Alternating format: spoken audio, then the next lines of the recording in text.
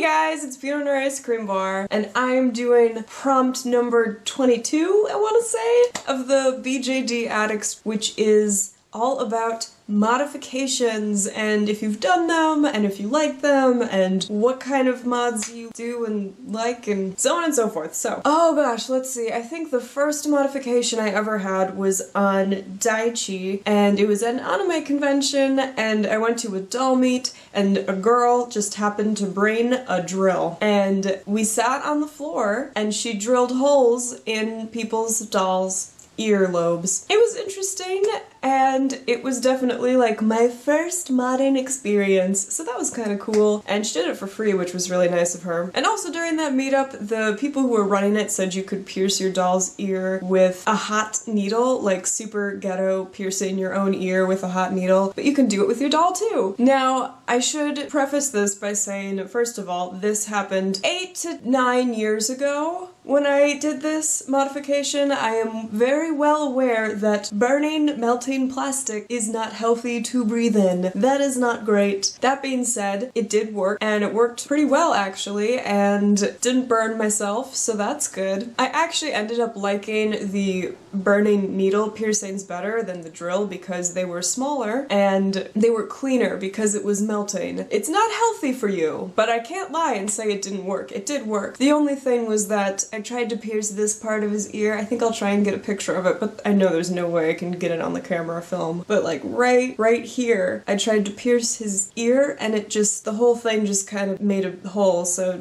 she has a lovely ear scar. You're welcome. But after the ear piercing, I got my CPL, Chelsea, and he came with a free event head. I didn't have a character for that head right away, so I went ahead and decided it would be my practice face-up, practice modding, whatever head, and Nanori 07, right? Is that right? Came with droopy, sleepy eyes, which I was not too fond of. I decided I want to open those eyes up, and I did, and it actually went pretty well, if I do say so myself. And that really inspired me to continue trying other types of modding. I did go ahead and sand parts of Daichi's face, so he has scratches like all here. He's got these sad little scratch marks because I didn't sand very well, and it's really awkward because like when you do a face up on him, they all get caught in those little scratch marks, and it's like, I'm so sorry.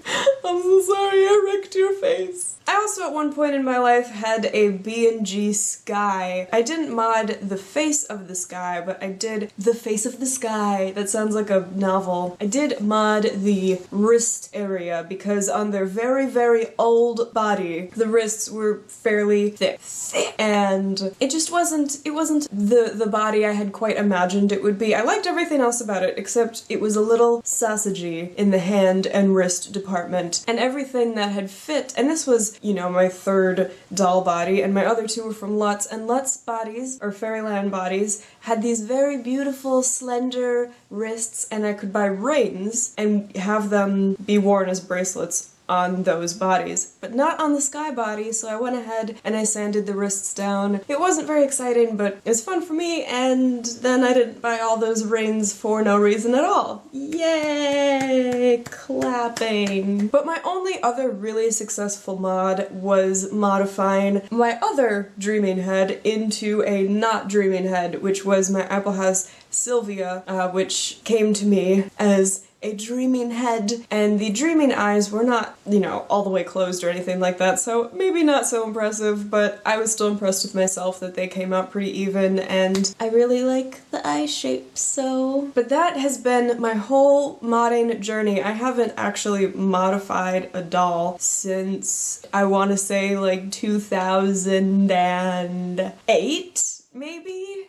Was when I was doing that. I think it was 2008. 2008 was the last time I modified a doll. And I don't really see modifications as being super popular anymore. I mean, I don't know if it was just a trend, or I secretly have this thought that I'm scared to share with you guys because I'm afraid you might think it heresy in the doll world, but I kind of think that modifications from owners started becoming less popular, like dramatic ones, started becoming less popular when Zoom started doing their monthly release thing, and all those dolls had, you know, dramatic features and big giant ears and crazy hands and bodies and centaurs and demons. And once that started happening, I feel like once people could just buy something sort of adjacent to the character in their head, then they kind of stopped bothering to make mods themselves, which isn't a good or a bad thing. I mean, I'm not gonna go through the work of doing it. I also don't really have any characters that are not human adjacent. But you know what I mean. You know, it's not bad, like, oh my god, how lazy of people. It's just kind of sad, because it was really fun to see, and, you know, Den of Angels, they closed it, but they used to have this part of the forum that was like, what are you making? And people would sometimes post their modifications there if their modifications were really extreme, and it was cool, and everybody was doing the, like, Lovecraftian mods, which made absolutely no sense to me, because H.P. Lovecraft almost never describes his monsters. Sure, it can be Lovecraftian, it looks cool, there's like an eye here, and like tentacles and craziness, and people used to make like elf ears and like mermaid faces, and it was really cool, man. Anyway, what do you guys feel about mods? What are your feelings? Do you really like mods? Do you plan on doing some? Have you done some? Were you the greatest modder of all time? Do you guys see modifications a lot? Is there like a whole generation of doll modifiers that I just don't know where they are? They might be on Tumblr, and I could find out. Unfortunately, hell to the no. I'm sorry, I can't. Don't hate me. Yes, I just made a Sex and the City reference. Anyway,